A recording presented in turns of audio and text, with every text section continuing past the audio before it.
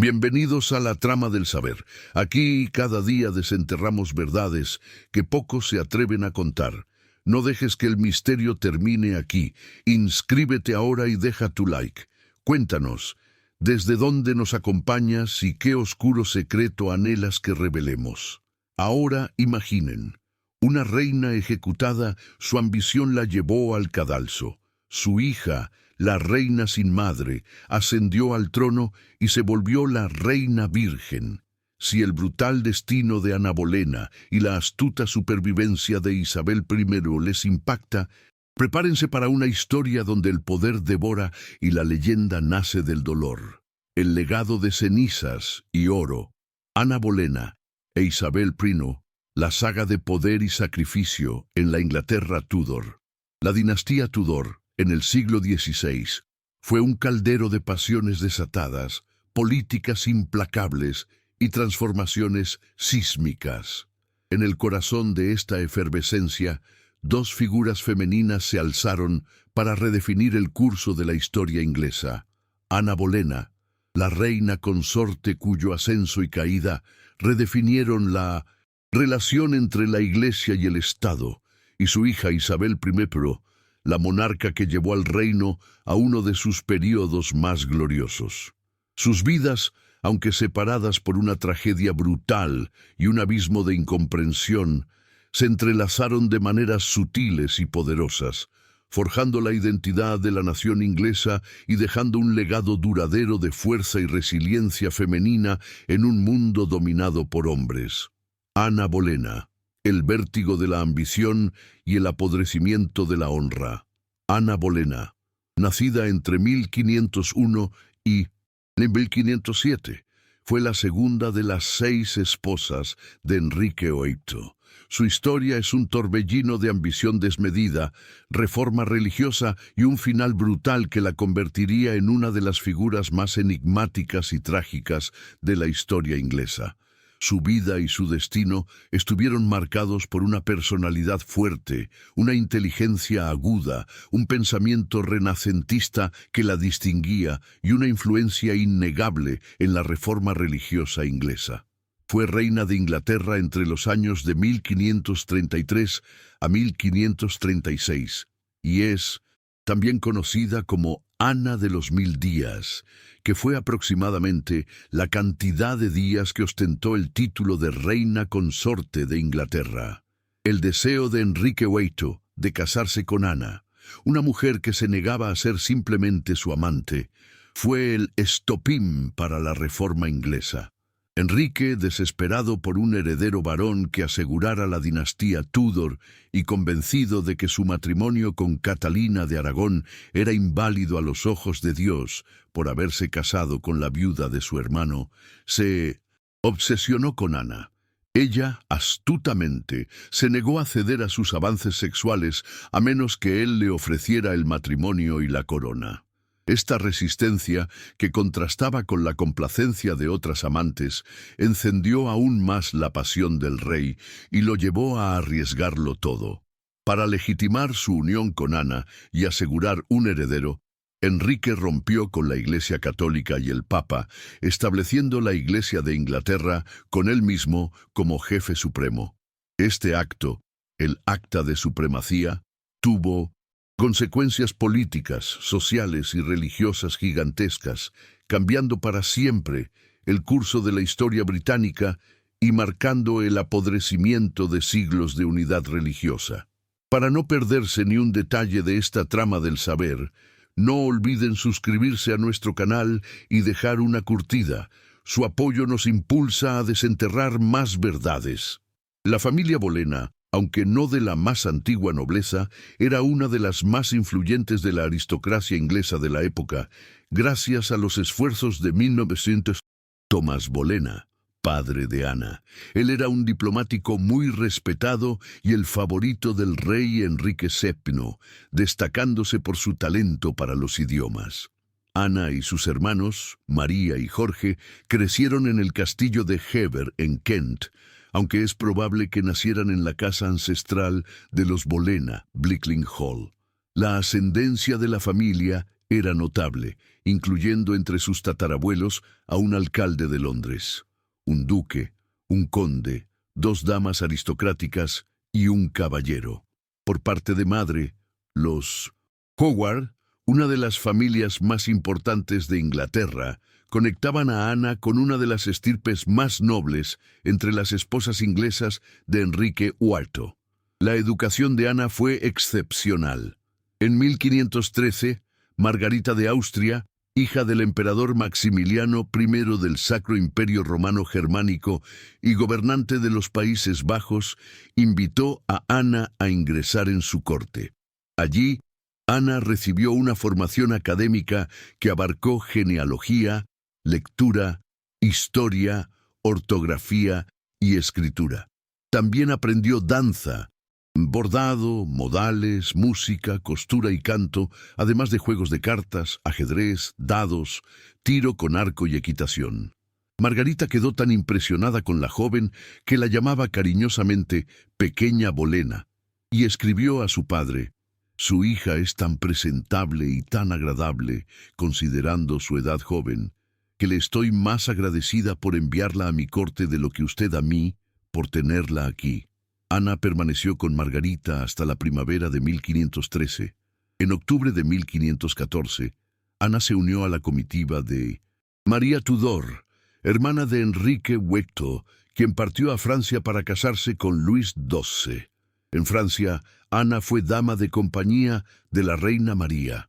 Tras la muerte de Luis XII, en enero de 1515, Francisco I subió al trono, y Ana permaneció en Francia como dama de compañía de la nueva reina Claudia, de 15 años.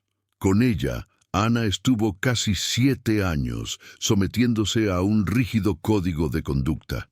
Allí, concluyó sus estudios de francés, aprendiendo a hablar con fluidez, y desarrolló un gran interés por la moda, la filosofía religiosa, la poesía y la literatura. También adquirió conocimiento de la cultura y la etiqueta francesas. Ana Bolena causó una gran impresión en aquella corte. Incluso Francisco I la admiraba y escribió: «Me dijeron que Venus era rubia, pero bien se ve que ella es morena». Todo el conocimiento y las experiencias adquiridas en el extranjero influenciaron a Ana Bolena en toda su vida. Se sugiere que Ana conoció a la hermana del rey, Francisco I, Margarita de Navarra, patrona de humanistas y reformadores, quien pudo haber estimulado el interés de Ana en la reforma religiosa. Ana, sin duda, fue una mujer de fuertes convicciones, fe cristiana y vida espiritual. Que la historia no se apague.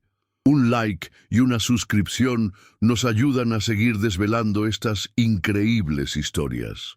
Ana era de estatura media y tenía el cuerpo esbelto, con cabello largo y oscuro, ojos castaños oscuros casi negros, nariz acentuada, labios finos y piel no muy blanca. Fue descrita como brillante, encantadora, impulsiva, elegante, franca y graciosa, una personalidad viva, terca y apasionada, una joven muy alegre en su juventud.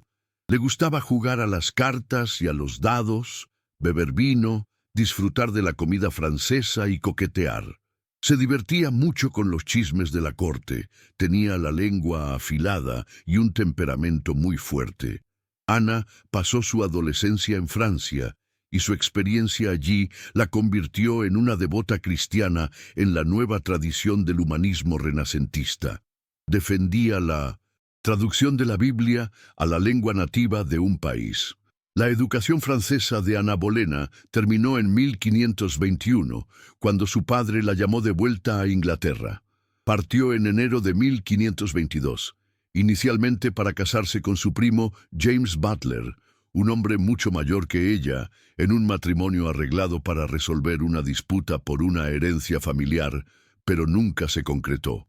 Por otro lado, la hermana de Ana, María Bolena, se casó con William Carey en febrero de 1520 en Greenwich, con la presencia de Enrique VIII. Poco después, María se convirtió en amante del rey. Algunos historiadores debaten la paternidad de Enrique VIII sobre uno o ambos hijos de María Bolena nacidos durante ese matrimonio, aunque Enrique no reconoció a ninguno de ellos. En la corte inglesa, Ana debutó en una obra de teatro el 4 de marzo de 1522, interpretando la perseverancia junto con la hermana del rey y varias otras damas de la corte. Rápidamente se destacó entre las damas, siendo considerada una de las mujeres más elegantes. Su porte era elegante y sus ropas francesas la hacían resaltar. Tenía el don de la danza y una hermosa voz para cantar, además de tocar bien varios instrumentos musicales. Su energía era notable y pronto se convirtió en el centro de atención en cualquier reunión social. Ana adoraba la atención que recibía de sus admiradores y en poco tiempo se convirtió en dama de compañía de la reina Catalina de Aragón. Durante este tiempo fue cortejada por Henry Percy, hijo del conde de Northumberland, y los dos se comprometieron en secreto. El romance terminó cuando el padre de Percy se negó a apoyar el compromiso y el cardenal Wolsey reprendió públicamente a Percy. Ana fue enviada a las propiedades rurales de su familia. Después de un tiempo, Ana regresó a la corte y al servicio de Catalina de Aragón. Henry Percy ya se había casado con Lady Mary Talbot. Ana nunca olvidaría la intromisión del cardenal Wolsey en su relación con Percy, y a partir de ese momento juró venganza. Se sintió muy molesta con esa situación, y durante un tiempo no prestó mucha atención a ningún hombre, despreciándolos a todos, lo que, paradójicamente, la hacía aún más deseada. Más o menos por esa época, entabló amistad con Thomas Wyatt, quien se convertiría en uno de los poetas más destacados de la corte de Enrique VIII. Wyatt, aunque casado, se divorció en 1525, alegando adulterio por parte de su esposa. Se cree que él se enamoró verdaderamente de Ana. El gran asunto del rey, la conquista, de un trono y la ruptura con Roma. En 1526, Enrique VIII ya estaba totalmente seducido por Ana Bolena y comenzó a cortejarla. Pero Ana lo rechazó, y esta negativa, lejos de disuadirlo, solo lo atrajo aún más. El rey, que podía tener a la mujer que quisiera, finalmente encontró una que lo desafiaba. Comenzó entonces un juego de seducción que Ana sabía muy bien jugar y que Enrique adoraba. Ella se negaba a convertirse en su amante, devolvía todos sus regalos y a menudo desaparecía de la corte, aislándose en el castillo de su familia, dejando al rey aún más obsesionado. Ana Bolena siempre le decía que quería casarse virgen y tener muchos hijos sanos dentro de la santidad del matrimonio. Como ejemplo, siempre citaba la reputación de su propia hermana, María Bolena, quien había perdido completamente su reputación en la corte justamente por haber sido amante del rey. Para más historias que desafían la comprensión, denle un like y suscríbanse. Así, ningún secreto quedará sin revelar. Muchos creen que Enrique ya quería deshacerse de su esposa Catalina de Aragón únicamente porque ésta no le había dado un heredero varón. Catalina de Aragón era una princesa española, hija de los reyes católicos. Fue enviada a Inglaterra para casarse con el hermano mayor de Enrique, Arturo, príncipe de Gales y heredero al trono inglés. Sin embargo, poco tiempo después de ese matrimonio, Arturo falleció, y Enrique inmediatamente ocupó su lugar como heredero al trono. Tanto los padres de Enrique como los de Catalina estaban totalmente de acuerdo en que ella, entonces viuda de Arturo, se casara con el nuevo heredero, pues ella había garantizado que su matrimonio con el fallecido Arturo nunca había sido consumado. Así consiguieron una dispensa papal con el Papa Julio II para que Enrique pudiera casarse con su cuñada viuda. Se casaron, y al principio de ese matrimonio, él estaba totalmente apasionado por ella. Catalina también era muy querida por el pueblo inglés, una mujer muy religiosa y devota. A pesar de que tuvo varios embarazos y muchos abortos, y que los hijos que nacían vivos morían a los pocos días, la pareja solo tuvo una hija que llegó a la edad adulta, María. Catalina sufría mucho al no poder darle un heredero varón al rey. Rezaba constantemente y a veces se autoflagelaba. Todo ese estrés y tantas gestaciones acabaron con el físico de Catalina. Ya no parecía una mujer atractiva a los ojos de Enrique, y peor aún, él ya había perdido todas las esperanzas de que ella pudiera darle su heredero.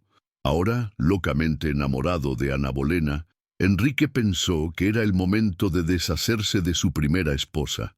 Pidió a Ana en matrimonio, una petición que ella aceptó, y el rey comenzó a tramar un plan para deshacerse de su reina. Sin embargo, la situación era muy complicada.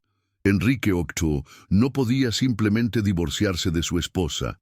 La Iglesia Católica no lo permitía, y Catalina de Aragón siempre había sido una esposa ejemplar. La única salida que encontró fue la de anular su matrimonio de más de 20 años, argumentando que el matrimonio de Catalina con su hermano Arturo sí había sido consumado, y por lo tanto, él había cometido incesto al casarse con su cuñada, y aquella unión estaba amaldiçoada.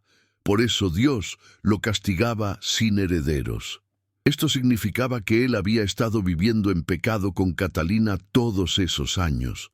Pero la reina Catalina contravino vigorosamente y se negó a admitir que su matrimonio con Arturo hubiera sido consumado, ya que eso no solamente significaba que ella dejaría de ser reina, sino que también su hija, la princesa María, sería considerada bastarda. Pero Enrique y Ana ya estaban decididos y pensaron de manera muy equivocada que podrían obtener la anulación del matrimonio de él con Catalina en pocos meses. Estaban completamente seguros de que el Papa Clemente VII admitiría el error del Papa anterior y anularía ese matrimonio. Nada más lejos de la realidad.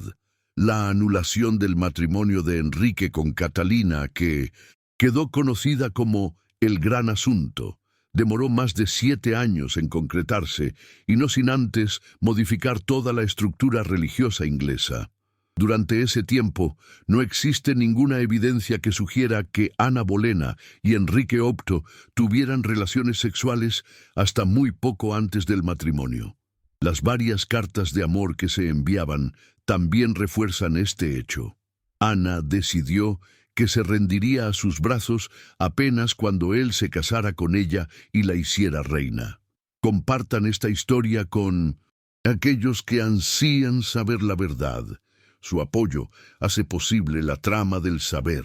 Aún así, ella comenzó a tomar un lugar al lado de él en la política y en el Estado.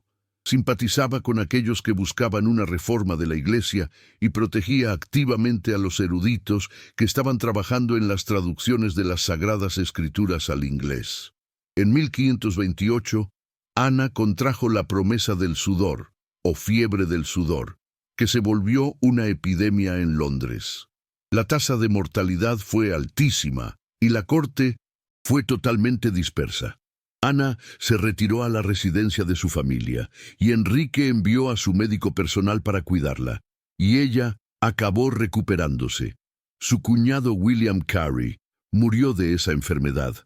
Al inicio de su gran asunto, Enrique depositó sus esperanzas en una apelación directa a la Santa Sede para obtener la anulación del matrimonio con Catalina. Por eso, en 1527, envió a su secretario William Knight al Papa Clemente VII para exigir la anulación, argumentando que la dispensa hecha por el anterior Papa Julio II, que le permitió casarse con la viuda de su hermano Catalina, había sido obtenida bajo falsos pretextos. Enrique también solicitaba, en caso de quedar libre, una dispensa para casarse con la mujer que deseara, pero Para su total desesperación, el Papa Clemente en aquel momento era prisionero de Carlos V, el emperador del Sacro Imperio Romano Germánico, quien había secuestrado al Papa en Roma en mayo de aquel mismo año. William Knight regresó a Inglaterra sin la ansiada anulación. Entonces, Enrique no tuvo más opción que poner su gran asunto en manos del cardenal Wolsey, quien era el primer ministro del rey en la época, el mismo que había frustrado el compromiso de Ana con Henry Percy. El cardenal Wolsey, que antes contaba con la total confianza del rey Enrique, fue perdiéndola gradualmente, visto que era un hombre muy ambicioso y se aprovechaba de su posición para aumentar sus riquezas personales. Cuando Enrique le habló de su deseo de anular su matrimonio, Wolsey vio allí la gran oportunidad de reconquistar la confianza del rey y no mediría esfuerzos para garantizar una decisión a favor de Enrique, llegando incluso a convocar un tribunal clerical en Inglaterra con un emisario especial de Roma para decidir la cuestión. Pero el Papa Clemente no autorizó al legado a tomar ninguna decisión. Clemente VII seguía como rehén de Carlos V, quien era el querido sobrino de Catalina de Aragón, y el tribunal clerical convocado por Wolsey no sirvió para nada. El Papa acabó prohibiendo a Enrique casarse nuevamente hasta que una decisión fuera tomada en Roma y no en Inglaterra. En 1529, el rey Enrique, ya cansado de esperar, solicitó la prisión de Wolsey por creer que su lealtad estaba con el Papa y no con él. Y si no fuera por su muerte por enfermedad en 1530, Wolsey seguramente habría sido ejecutado por traición en plaza pública. En 1531, 2 años antes del matrimonio de Enrique con Ana, Catalina fue desterrada de la corte y sus aposentos fueron cedidos a Ana. No obstante, el apoyo del pueblo inglés permaneció con la reina Catalina, tanto que en una noche del otoño de 1531, Ana estaba cenando en una mansión a orillas del río Támesis cuando casi fue capturada por una multitud de mujeres furiosas. Por suerte, consiguió escapar en barco. Incluso antes de su matrimonio, Ana Bolena pudo conceder pedidos diplomáticos y proporcionar patrocinio. Durante ese periodo, desempeñó un papel importante en la política internacional al consolidar una alianza con Francia, estableciendo una excelente relación con el embajador francés. En septiembre de 1532, Enrique concedió a Ana el título de Marquesa de Pembroke. Así, ella se convirtió en una mujer muy rica e importante. Su familia también se benefició de esa relación. Su padre, que ya era vizconde de Rochefort, fue nombrado conde de Wiltshire y Ormond. En el magnífico banquete para conmemorar la ascensión de su padre, Ana se destacó entre duquesas y se sentó en el lugar de honor al lado del rey, un lugar que era reservado solamente para la reina. El rey Enrique VI y Ana Bolena supieron que esperaban un hijo en enero de 1533.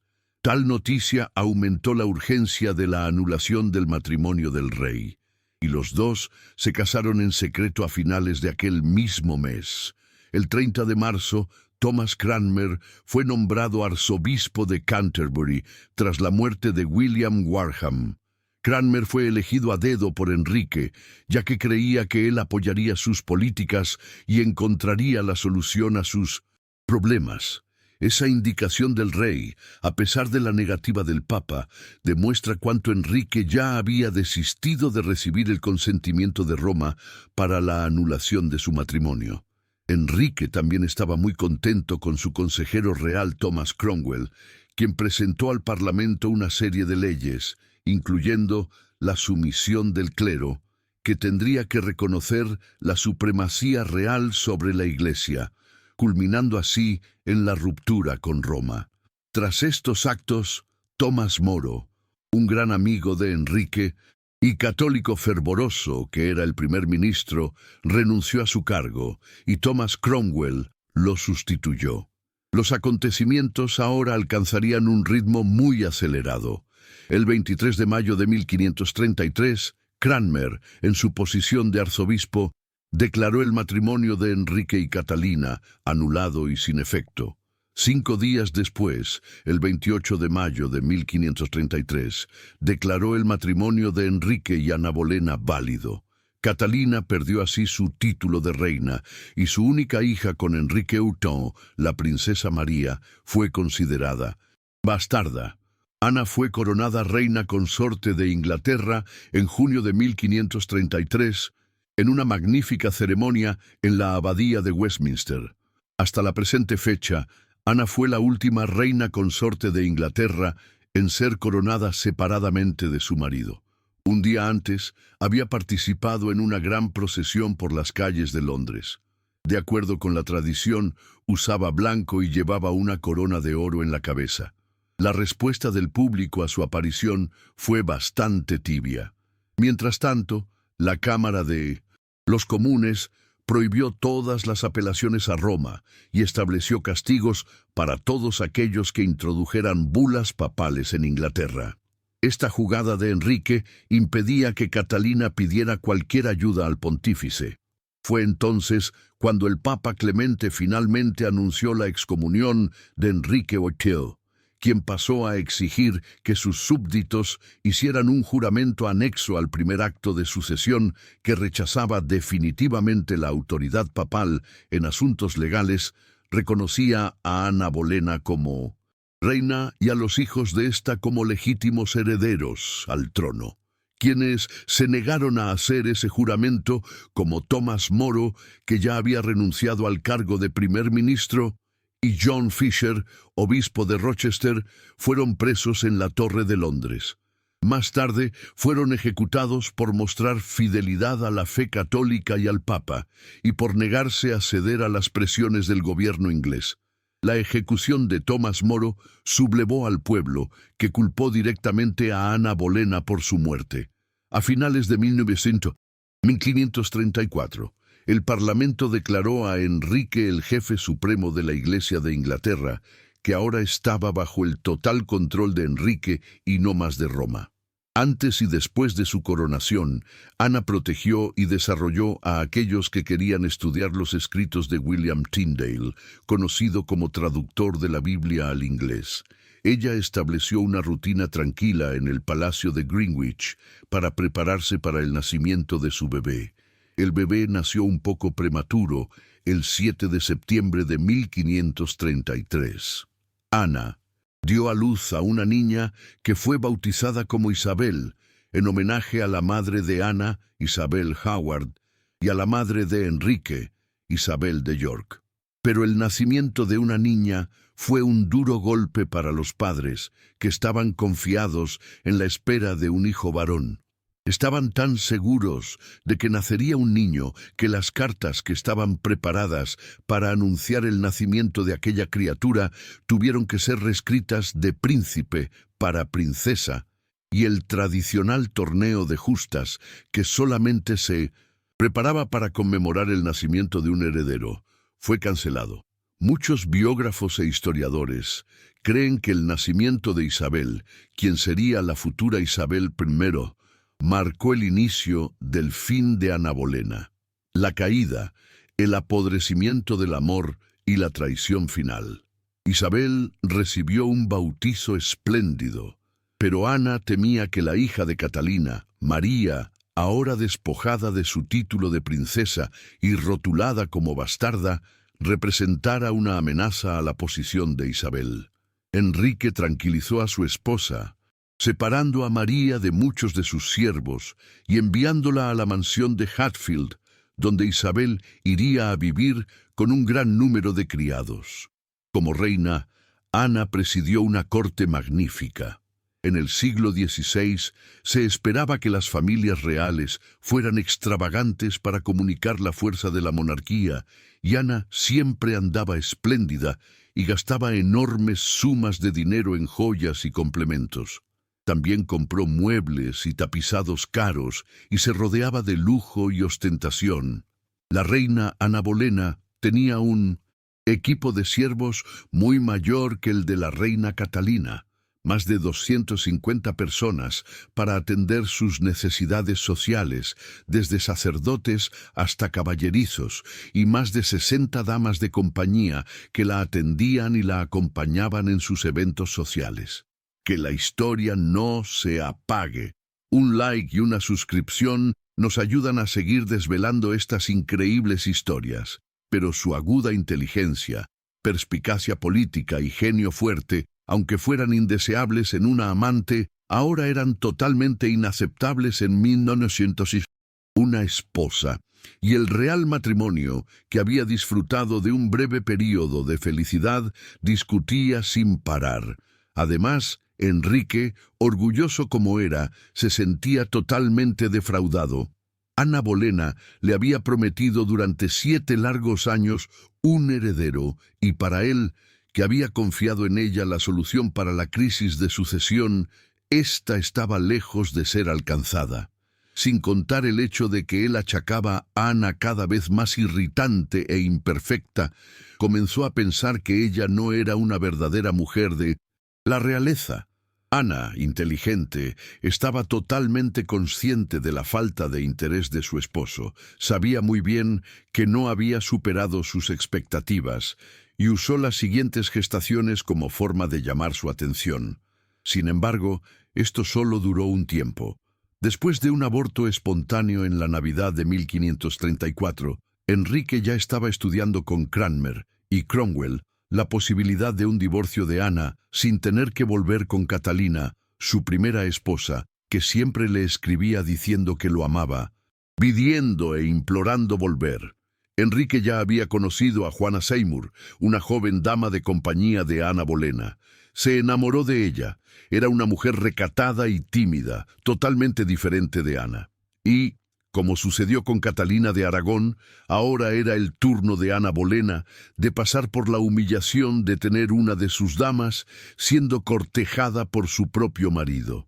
Hubo momentos tensos y vergonzosos entre las dos, e incluso quedó registrado un incidente en que Ana supo que Juana usaba un relicario con la foto del rey en el cuello. La reina, en un momento de furia, lo arrancó con tanta fuerza que acabó lastimándose la mano. En octubre de 1535, Ana Bolena recargó las esperanzas y, para su suerte, descubrió que estaba embarazada. El 8 de enero de 1536, la pareja se alegró mucho al recibir la noticia de la muerte de Catalina de Aragón. Al día siguiente, Ana se vistió toda de amarillo, que era un símbolo de alegría y celebración en Inglaterra, pero también significaba luto en España.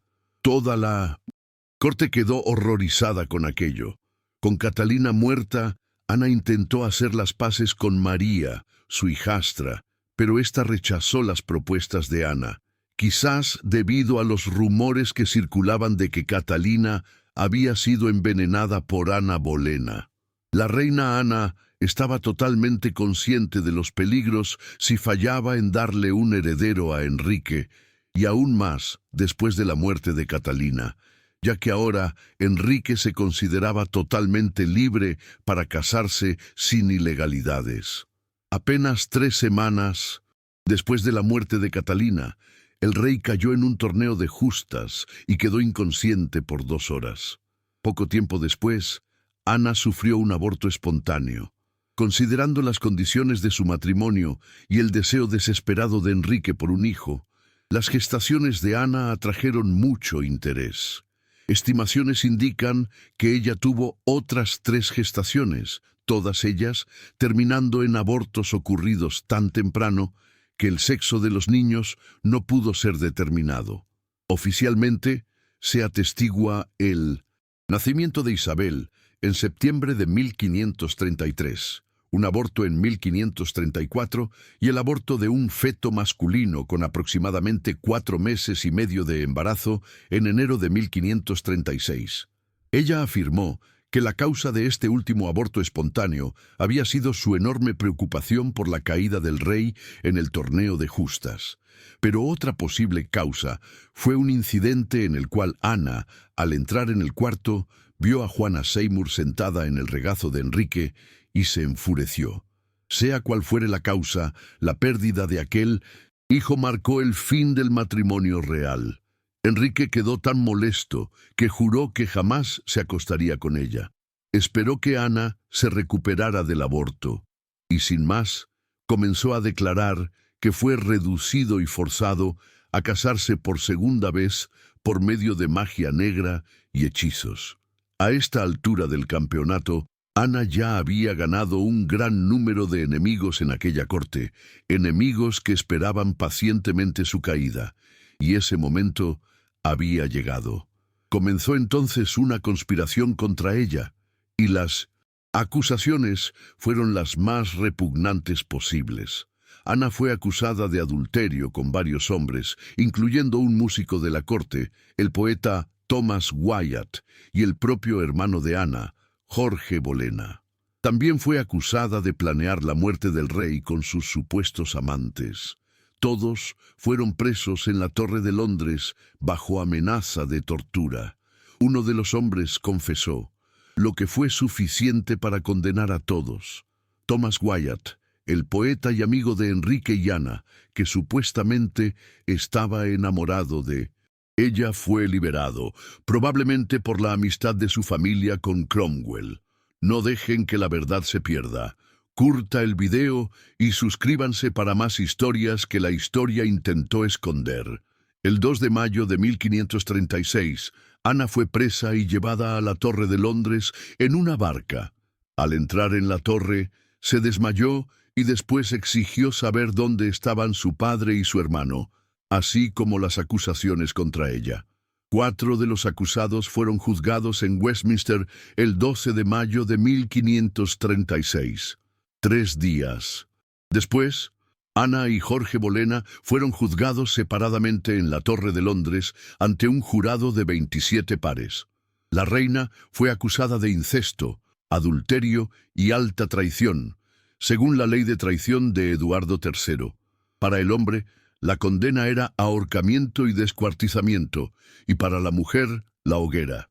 Se cree que las acusaciones de adulterio incestuoso fueron formuladas para manchar completamente la moral de Ana. La otra forma de traición de la que era acusada era que estaría tramando la muerte del rey con sus amantes. Hasta entonces ni siquiera sabía de qué estaba siendo acusada. Solamente se enteró de los crímenes que había cometido durante el juicio. Aún así, se defendió de una manera admirable de todas las acusaciones, algunas de ellas totalmente ridículas, como por ejemplo que en octubre de 1533, Ana fue acusada de mantener encuentros y relaciones sexuales con Lord Henry Norris en Westminster, lo que era imposible, ya que Ana aún estaba convaleciendo en sus aposentos en 1200. Greenwich, tras el nacimiento de su hija, la futura Isabel I. Otras muchas acusaciones tenían fechas confusas y sin sentido. Es más que probable que en algún momento de aquel juicio, ella haya entendido de una vez por todas que no importaba lo que alegase en su defensa, jamás saldría inocente. El exnovio de Ana, Henry Percy, formó parte del jurado que la consideró culpable por unanimidad. Cuando el veredicto fue anunciado, Percy tuvo que ser cargado para fuera del tribunal. Él murió sin hijos, 8 meses después. Ana continuó presa en la Torre de Londres y fue forzada a presenciar la ejecución de aquellos 5 hombres, incluyendo la de su querido hermano Jorge Bolena. Todos fueron ejecutados el 17 de mayo de 1536.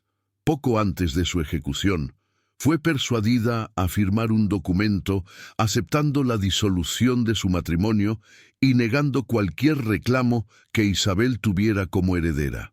El arzobispo Cranmer declaró nulo y sin efecto el matrimonio de Ana Bolena con Enrique VIII. Y este, en un acto de misericordia, cambió la sentencia de Ana. En lugar de ser quemada en la hoguera, sería decapitada. Y en vez de ser decapitada con un hacha, mandó traer un espadachín de Francia para realizar la ejecución que estaba marcada para el día 18 de mayo. Un nuevo andamio fue construido en la Torre de Londres para ese fin. Ana, resignada, se preparó para morir. Hizo su última confesión al arzobispo Thomas Cranmer en presencia del director de la torre, William Kingston. Ana afirmó, bajo el peligro de la condena de su propia alma, que jamás había traicionado al rey. Sin embargo, ella no moriría aquel día 18 de mayo. Su ejecución fue aplazada para el día siguiente.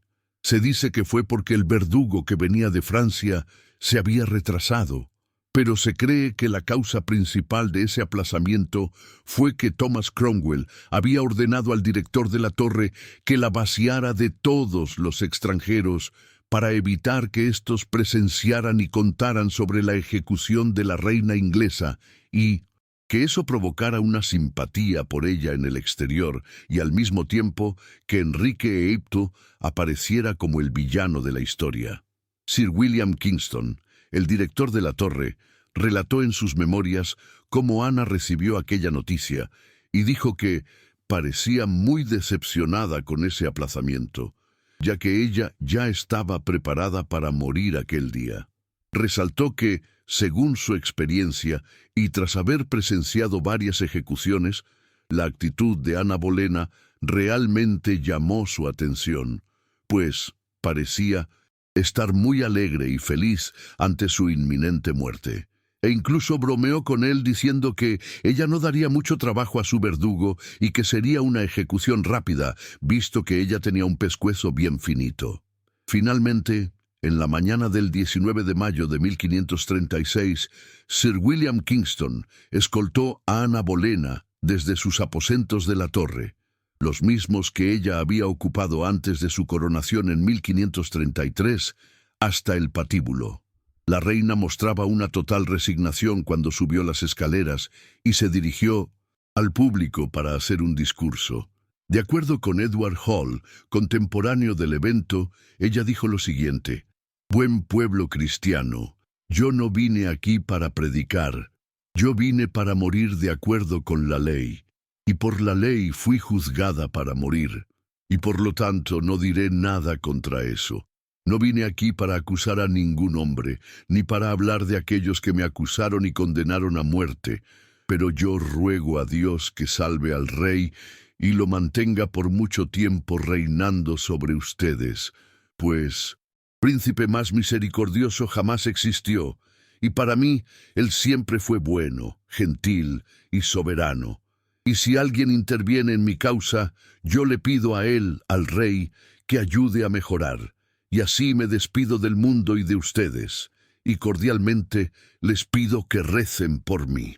Muchos biógrafos creen que Ana evitó criticar a Enrique para salvar a su hija Isabel y a su familia de mayores consecuencias. Pero incluso bajo tanta presión, ella no confesó su culpa. Después de una breve despedida a sus damas y un pedido de oración, Ana se arrodilló y una de las damas vendó sus ojos. Se arrodilló erguida al estilo de las decapitaciones francesas. Su oración final consistió en repetir continuamente: «Jesús, recibe mi alma. Señor Dios, ten piedad de mi alma». El verdugo dijo a su asistente: «Traiga mi espada». Pero él ya estaba con la espada en la mano y preparado para dar el golpe. Hizo eso para distraer a Ana, que movería la cabeza en otra dirección, proporcionando un ángulo perfecto. Se dice que los labios de Ana aún se movían cuando su cabeza cayó, separada del cuerpo. Entonces el verdugo la alzó para los asistentes del evento, que fue presenciado por una pequeña audiencia: Thomas Cromwell, los duques de Suffolk y Norfolk, el duque de Richmond, hijo bastardo de Enrique VIII, el alcalde de Londres, los habitantes de la torre y otros miembros de la nobleza. El mismo tratamiento que Enrique dio a Catalina, su primera esposa, fue el que Ana recibió. Su única hija, Isabel, fue destituida de su título, desterrada de la corte y declarada bastarda. La nueva amante del rey, Juana Seymour, fue rápidamente transferida a los aposentos reales. Algunos creen que la trama contra Ana Bolena fue planeada principalmente por su antiguo aliado Thomas Cromwell. Él quería sacar a Ana del camino, ya que los dos divergían en la redistribución de los bienes recuperados de la Iglesia y también en la política externa. Probablemente por esas razones, Ana Bolena se convirtió en una gran amenaza para él. Otros biógrafos creen que no hubo lucha de poder entre la reina y Cromwell, y que él solamente se involucró en esa trama cuando Enrique, el rey, le ordenó participar en el caso. Tras su muerte, sus angustiadas damas envolvieron sus restos mortales en un paño blanco y los llevaron a la vecina capilla de San Pedro Advíncula. Sin embargo, nadie había pensado en proporcionar un ataúd para el entierro. Fue entonces cuando un carcelero encontró una vieja caja de lanzas que había allí como parte del arsenal de la torre. Las damas colocaron su cuerpo y su cabeza y la enterraron en la capilla mayor, cerca de los restos mortales de su hermano.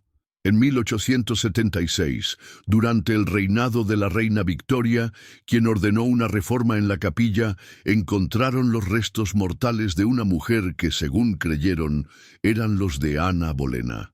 El equipo exhumó con cuidado los restos y, de acuerdo con el doctor Frederick Mowat, cirujano que examinó los remanentes, estos pertenecían a una mujer entre 25 y 30 años, con una complexión delicada, fina y de proporciones perfectas, y coincidían con todas las descripciones publicadas de la reina Ana Bolena.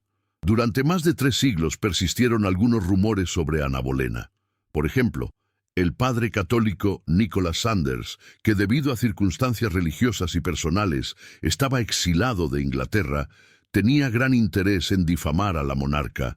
Él había escrito que Ana Bolena tenía defectos físicos significativos en la mano izquierda, que ella tenía 6 dedos. Hoy en día esto es considerado una banalidad, un pequeño defecto físico sin importancia, pero para la época en que Ana vivió, ese 6º dedo podía significar que ella era una bruja, una enviada del diablo para seducir al rey inglés. Mucho se ha escrito sobre ese 6º dedo de Ana Bolena, incluso que por causa de ello, y en el intento de disimular ese defecto, Ana acabó creando tendencia y una moda que fue copiada por otras mujeres de la época que usaban las mangas de los vestidos bien largas, que sobresalían las manos. Todos estos rumores siempre fueron cuestionados, ya que muchos dudan que Enrique Oscasto se arriesgaría a casarse con una mujer de 6 dedos, y finalmente cayeron por tierra en 1876, cuando el doctor Frederick Mowat afirmó que no había en los huesos encontrados ninguna evidencia de un 6º dedo. Los restos mortales de Ana Bolena fueron colocados en una caja y nuevamente enterrados en el lugar donde fueron encontrados, y colocaron un mosaico decorado con el escudo y el título de Reina Ana Bolena y el año de su muerte. Y todos los años, el 19 de mayo, en el aniversario de su ejecución, se coloca un ramo de flores en el azulejo memorial de la reina, con una tarjeta que simplemente dice Reina Ana Bolena, 19 de mayo de 1536, en la Torre de Londres. También existe un monumento de vidrio en homenaje a aquellos que fueron ejecutados dentro de la torre. Este memorial, inaugurado en la Torre de Londres el 4 de septiembre de 2006, está ubicado supuestamente en 1900, el mismo lugar en que Ana habría sido ejecutada. El artista Brian Catling también dedicó unas palabras a todo aquel que visita ese lugar. Gentil visitante, para un momento donde usted está, la muerte cortó la luz de muchos días. Aquí, en nombre de joyas, fueron quebrados por el filo de la vida. Que ellos descansen en paz mientras caminamos por las generaciones en torno a su lucha y coraje sobre estos cielos agitados. Ana Bolena fue descrita por sus contemporáneos como inteligente y talentosa en las artes musicales y académicas. También tenía una personalidad fuerte y era orgullosa. Hasta hace poco, Poco se sabía sobre la existencia de retratos de esta reina, pero hace algunos años su busto fue encontrado en un medallón conmemorativo hecho en 1534, que puede haber sido hecho para conmemorar su segunda gravidez. Sin embargo, no quedan más inscripciones sobre ella para saber realmente cómo era.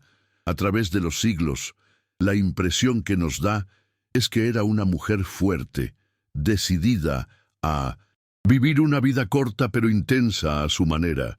Era totalmente consciente de los peligros de sus decisiones, acertadas o no.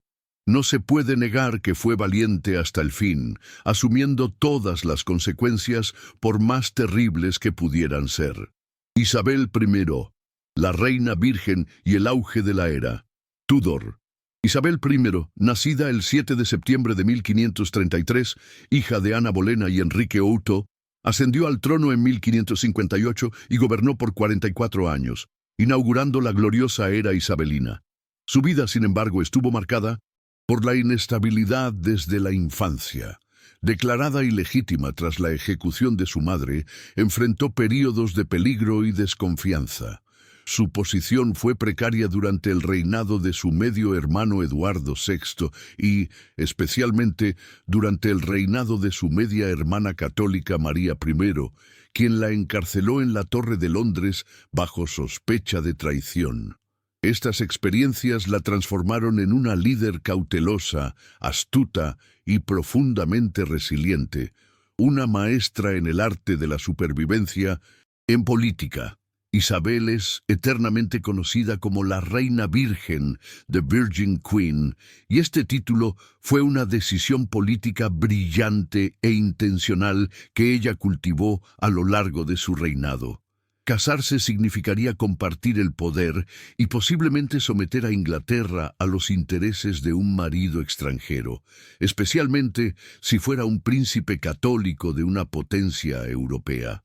Isabel usó las propuestas de matrimonio como herramientas diplomáticas, manteniendo a Inglaterra independiente y a sus pretendientes en un constante estado de esperanza y competencia. Ella declaraba estar casada con la Inglaterra, dedicando su vida y su cuerpo al bienestar del reino. Esto resonaba con el pueblo, que la veía como una líder abnegada, enfocada únicamente en los intereses de la nación. Que la historia no se apague. Un like y una suscripción nos ayudan a seguir desvelando estas increíbles historias. Al no casarse y no tener hijos, Isabel evitó las complicaciones de una línea de sucesión directa que podría ser contestada o manipulada por potencias extranjeras, manteniendo la estabilidad durante su largo reinado. En una era dominada por hombres, Isabel transformó la debilidad percibida de ser mujer sin marido o hijos en una fuerza, demostrando que una mujer podía gobernar con sabiduría y autoridad sin un hombre a su lado. Su excepcional educación, que la hizo fluente en griego, latín, francés e italiano, la convirtió en una reina intelectual y artística. Su reinado fue un período de oro para las artes y la literatura, con figuras como William Shakespeare floreciendo bajo su patrocinio, una era de esplendor cultural que contrastaba con las sombras de la intriga política. Uno de los mayores triunfos de su reinado fue la victoria sobre la poderosa Armada Española en 1588. Este evento no solo salvó a Inglaterra de una invasión, sino que también cimentó la reputación de Isabel como una líder fuerte y a Inglaterra como una potencia naval en ascenso. Su famoso discurso de Tilbury, donde declaró tener el corazón y el estómago de un rey, es un testimonio de su coraje y su habilidad para inspirar a sus tropas. La pintura a óleo de Isabel I en Tilbury la muestra con una armadura, simbolizando su liderazgo. Sin embargo, la imagen de la gloriana ocultaba una realidad de sufrimiento y apodrecimiento físico que Isabel luchó por mantener en secreto. En 1562, Isabel contrajo la viruela. La enfermedad la dejó con cicatrices en el rostro y medio calva, obligándola a depender de pelucas y pesados cosméticos a base de plomo blanco y mercurio para ocultar las imperfecciones. Estos cosméticos, aunque disimulaban las marcas, eran tóxicos y contribuían al deterioro de su piel a largo plazo. Un lento apodrecimiento causado por la vanidad y la necesidad de mantener una imagen perfecta. Su amor por los dulces y su miedo a los dentistas llevaron a graves caries y pérdidas de dientes, afectando su habla y su apariencia. Los embajadores extranjeros notaban sus dientes muy amarillos y desiguales, y cómo le costaba entenderla cuando hablaba rápido, un apodrecimiento de su boca y su capacidad de comunicación. Compartan esta historia con aquellos que ansían saber la verdad. Su apoyo hace posible la trama del saber. En sus últimos años, Isabel sufrió de depresión y melancolía, especialmente tras la muerte de amigos cercanos como Robert Dudley, conde de Leicester, y William Cecil, Lord Burghley. Se negaba a comer y beber lo suficiente, lo que la llevó a una demacración física. A pesar de su debilidad, insistía en permanecer de pie durante horas, una muestra de su férrea voluntad de controlar su cuerpo en declive. La pintura a óleo de Isabel I Fru en su vejez la muestra con un rostro más demacrado, aunque aún con la dignidad real.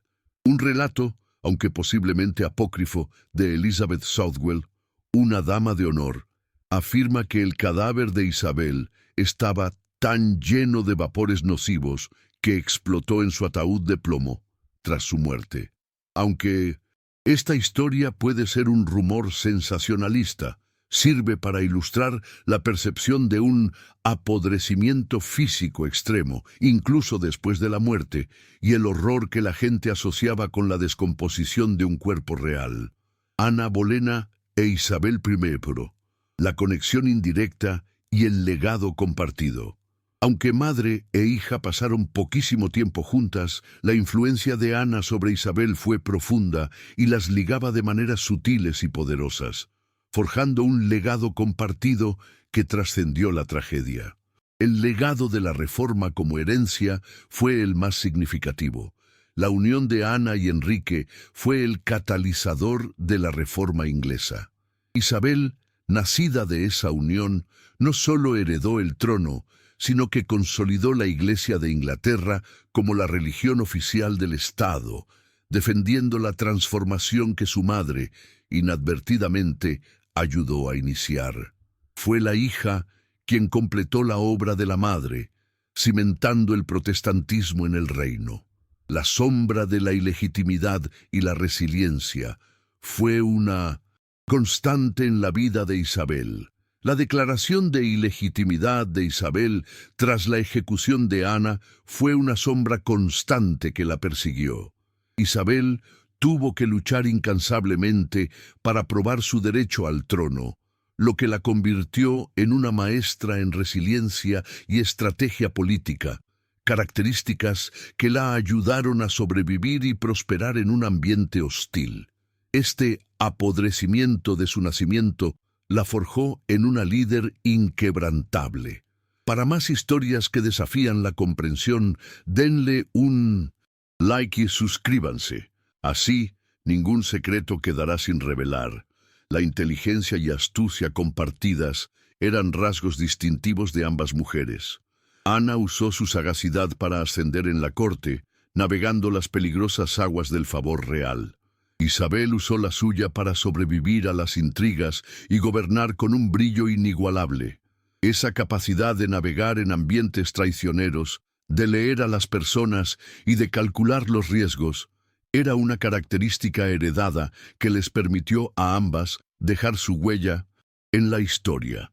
La decisión de Isabel de permanecer soltera y sin hijos, de ser la reina virgen, puede ser vista como una lección directa aprendida con el destino de su madre. Ana arriesgó todo por la maternidad real.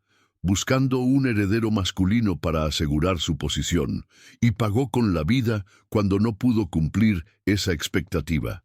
Isabel, por su parte, transformó la ausencia de matrimonio y maternidad en su mayor fuerza política, liberándose de las presiones dinásticas que podrían haberla derribado.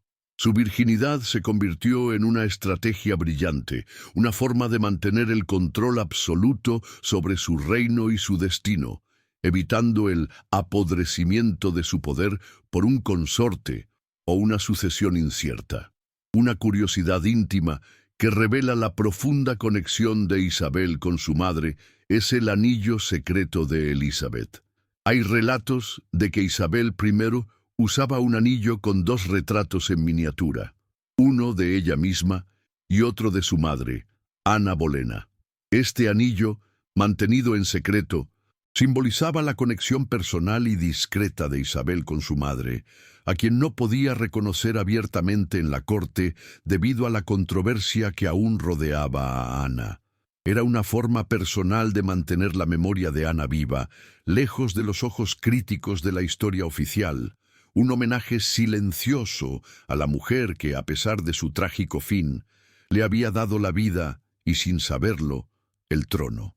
La saga de Ana Bolena y Isabel I es un testimonio de la complejidad del poder y del linaje real. Juntas, ellas no solo redefinieron la monarquía inglesa, sino que también dejaron un legado duradero de fuerza, independencia y resiliencia femenina en un mundo dominado por hombres. Sus vidas, marcadas por el ascenso meteórico, la traición brutal, el sufrimiento silencioso y el triunfo final, son un espejo de la trama del saber que se teje en los hilos del tiempo, donde la gloria y el apodrecimiento se entrelazan en un destino inolvidable.